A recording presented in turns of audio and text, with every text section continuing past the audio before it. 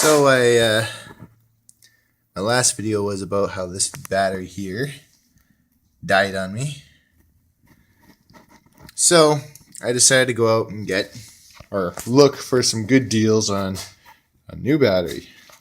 And I found one. But I didn't just get one. I got 3. This is what it is. This is a solid lead plate battery.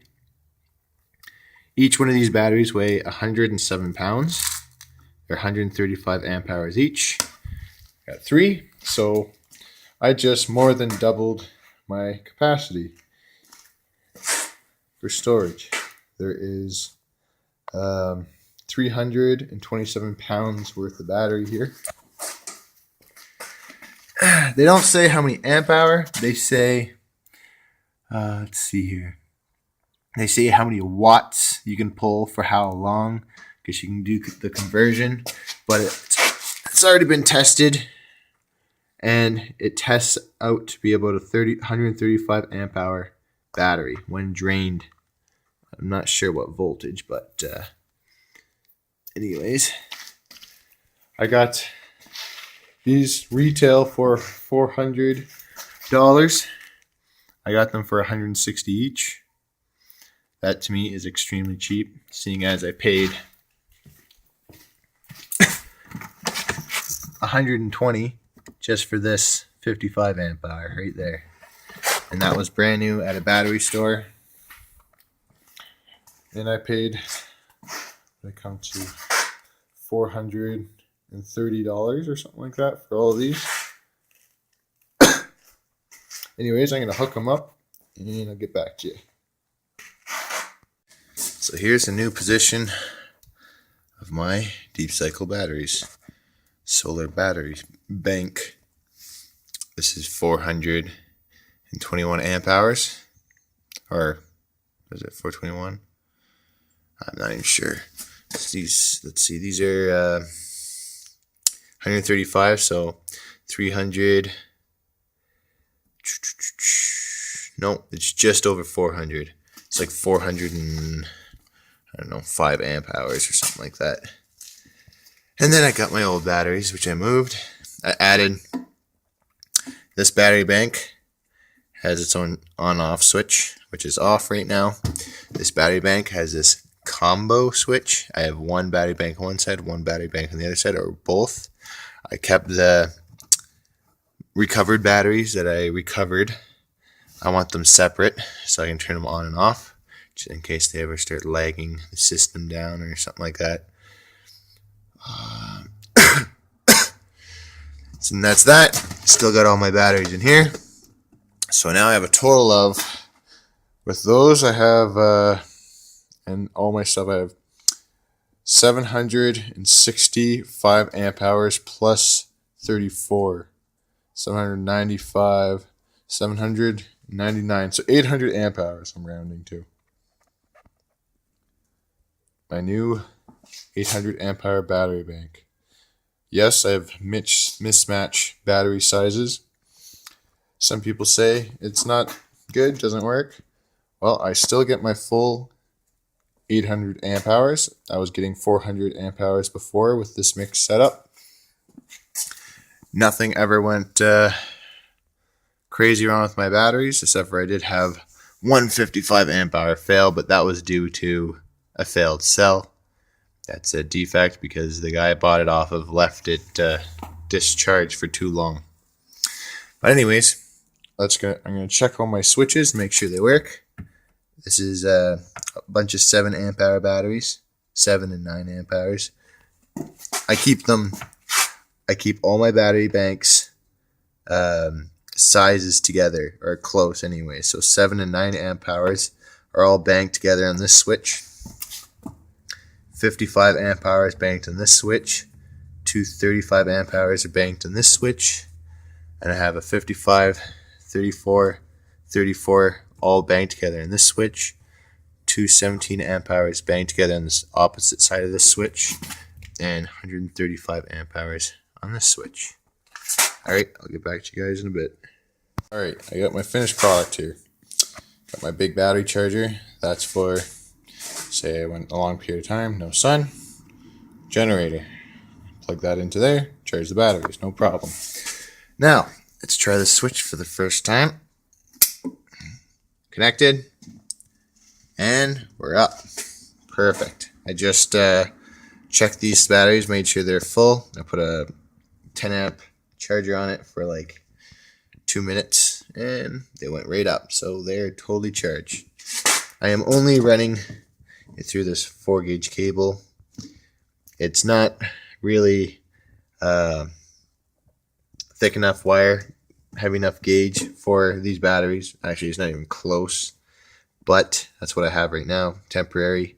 I have other lines coming from other battery banks, which will help support the load. I know this battery bank is not going to drain evenly the way I have it set up, not even close. I need to get heavy duty and more wires on this battery bank, which I will do soon. I just need to get the wire.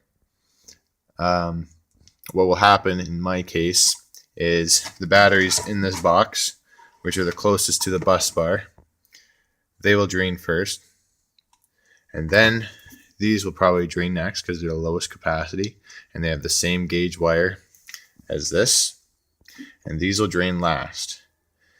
These will still be draining at the same amp hour load, so like say I'm using 100 amps from the inverter, and these drop by 35 amp hours.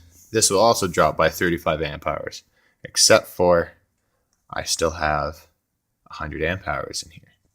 So these will have plenty of life where the rest of the batteries will be a lot lower.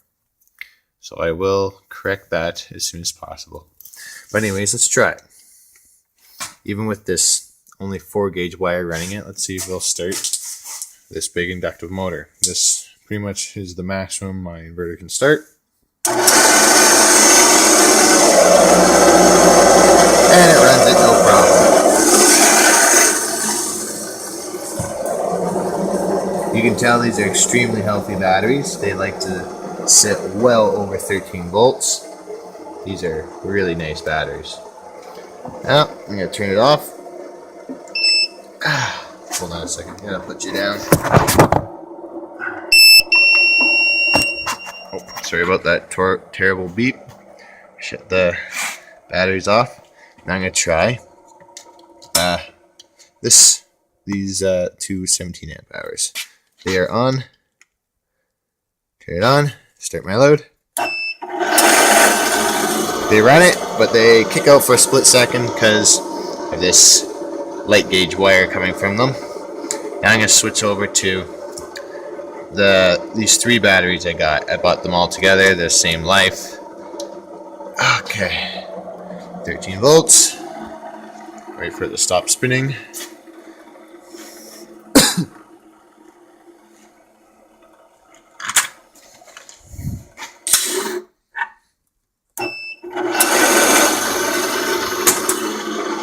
These batteries kicked out for a slight second too. It's probably because my cabling is too long. I'll turn these ones off. Oh, they're in the off position. Let's try 235 amp hours. Sitting at a nice... What happened there?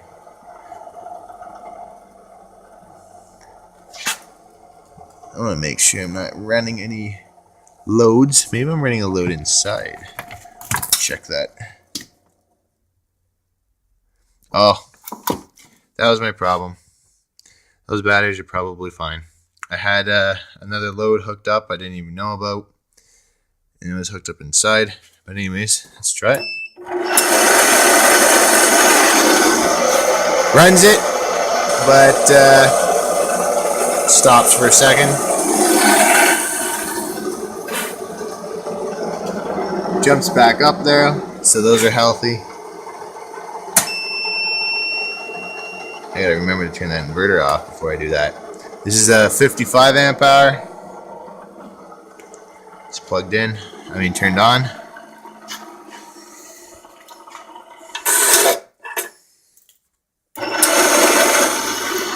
It beeped a little bit, but didn't turn off. So that one works. And these are the bunch of 7 and 9 amp hour batteries, sitting at a nice 13.6 volts. And let's see how they do.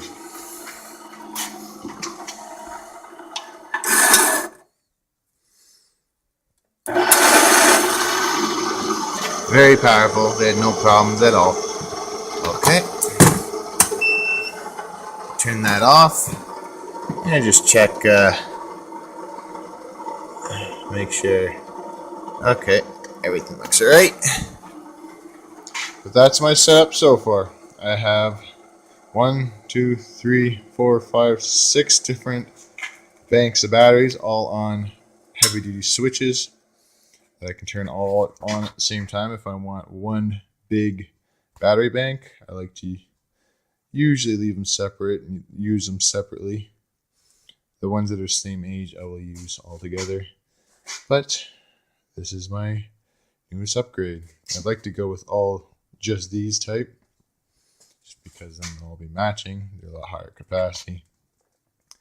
This is my little setup growing. And it is growing. Okay, thanks for watching.